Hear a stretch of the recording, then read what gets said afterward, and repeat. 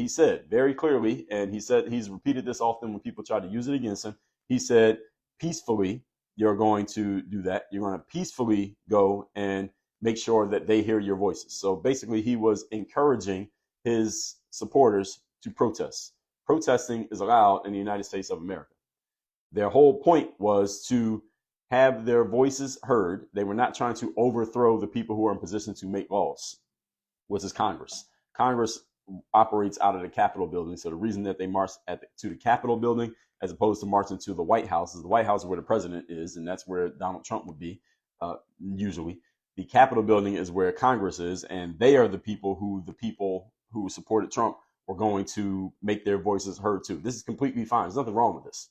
Moving on to the next point, and we're talking here today about why January 6th was not an insurrection, quote unquote, is that this was not an armed uprising. Insurrection is an armed uprising. Armed. There were no weapons January 6th. Now, people might have used regular items as weapons, such as, who knows, flagpoles, barricades, et cetera, et cetera. This is not an armed uprising. You can't overthrow the government with a couple, how many people got charged on January 6th? I think it was about 1,500 people the last time I looked. About 1,500, 1,500 people. They're going to overthrow the government with no weapons? That doesn't even make sense. You can't do that. They didn't have enough people. They didn't have any weapons. How are you actually going to do that? So what happened on January 6th is that a bunch of people broke through the barricades that were outside of the Capitol building, and they got charged for that. That would technically be trespassing, which they have a right to be charged for. Some people were violent. They got charged for being violent, fighting against security guards and doing stuff. Then when the people got into the building, there were many different versions of footage that was shown from January 6th. So let's talk about this. On January 6th, of course, you had basically two different stories being told.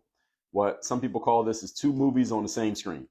So if you don't like Donald Trump and you believe he tried to overthrow the government, you believe January 6th was an insurrection, then you look at the videos that show a whole mob, quote unquote, of people fighting through the barricades and fighting the security guards and trying to beat up the security guards and busting into the building and climbing up walls. And it looks like some Game of Thrones shit. These people are all trying to overthrow the government. If that's what you believe January 6th was, those are the images that you have in your head. If, on the other hand, you saw the other movie, which was after that part calmed down, or on the other side of the building, because there's a whole perimeter around the building, there were people coming into the building and security was just standing there looking at them, smiling at them and say, hey, how you doing?